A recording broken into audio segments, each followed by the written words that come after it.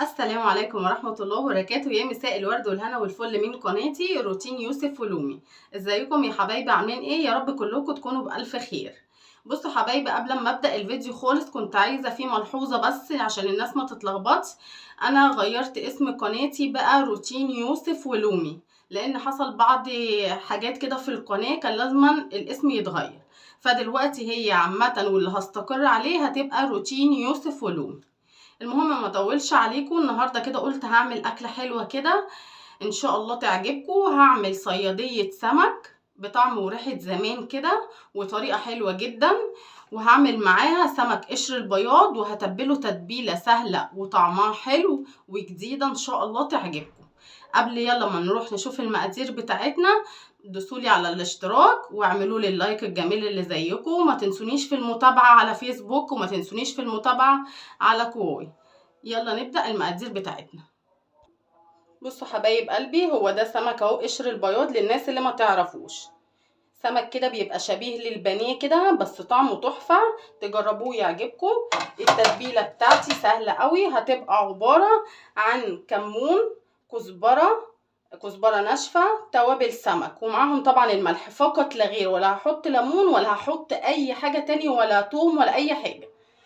هنكتفي بس هنحط عليه التتبيله التوابل دي بتاعتي وعليهم الملح اهو، وهقلبهم وهسيبهم في التلاجة 10 دقايق، ده البداية. بصوا حبايب قلبي، انا قلبتهم اهو على السمك وهحطها في التلاجة 10 دقايق عقبال ما اعمل الصيادية الحلوة بتاعتي. يلا بينا نروح على البوتاجاز نبدأ الصيادية. بصوا حبايب قلبي، دلوقتي حطينا شوية زيت في الطاسة هنعمل الصيادية. هنبتدي، عندي بصلة مقطعها صغير وفلفل رومي او فلفل حراق الاتنين مع بعض اللي عايز يعني، وننزل بالبصل المتقطع صغير مع الفلفل على شوية الزيت وهقلب تقلبتين.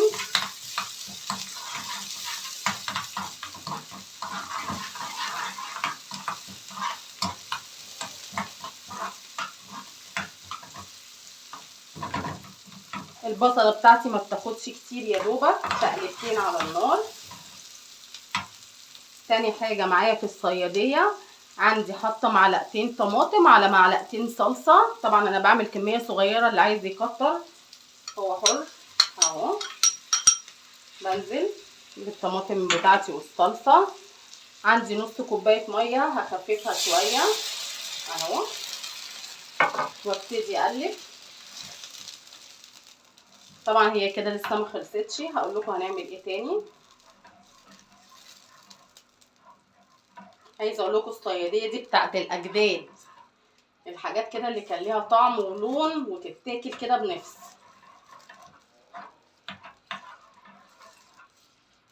طبعا الصياديه بتاعتي لسه ما خلصتش، هنسيبها لمده 5 دقايق على نار عاليه، ونجيب احنا نقلي السمك. هنحطها قدامنا هنا ونحنا نبتدي نقلي السمك بتاعنا.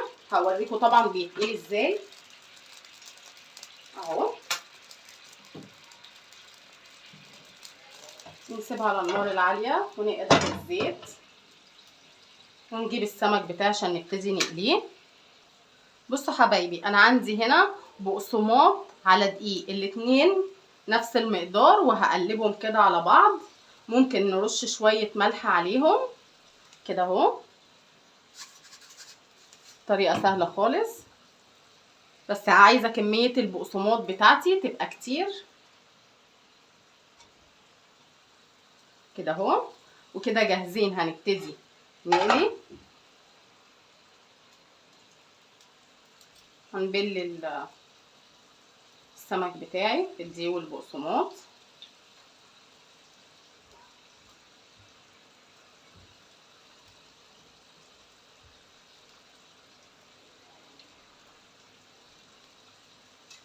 هوريكم بقى هيطلع ان شاء الله هيكون عامل ازاي، هيعجبكم جدا. الصياديه التانية بتاعتي شغاله اهي على النار. احنا قلنا لمده 5 دقايق على نار عاليه عشان نكمل الصياديه.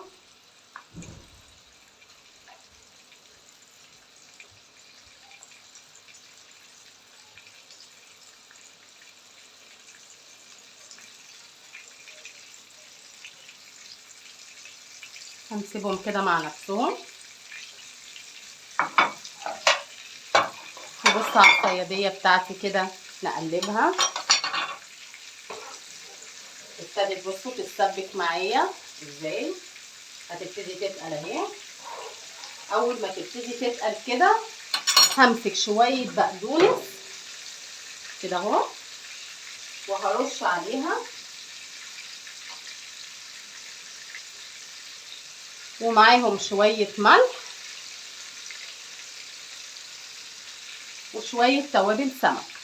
حطينا توابل السمك، نقلب بقى كله ونوطي عليها. مش قادره اقول لكم ريحتها عامله ازاي، سهله وبسيطه وما فيهاش اي حاجه يا جماعه. انا دايما بسهل المقادير برضو الاكل في نفس الوقت يبقى طعمه حلو. احلى صياديه. هبتدي اوطي على الصياديه بتاعتي، والسمك كده طلعه يكون ذهبي كاننا بنقلي بانيه بالظبط. بصوا حبايب قلبي، نبتدي بقى نقلب السمك. بصوا بصوا بقى شكل البانيه ازاي. قبل ما نقلب السمك الصياديه بتاعتي كده خلاص خلصت. نبتدي نقلب السمك بتاعي. مش قادره اقول لكم الريحه طبعا والطعم خطير. بصوا اللون بتاعه عامل ازاي. بصوا حبايب قلبي كده نطلعه بقى اهو، ما عادوش اكتر من كده. بصوا اللون ما يقعدش اكتر من كده.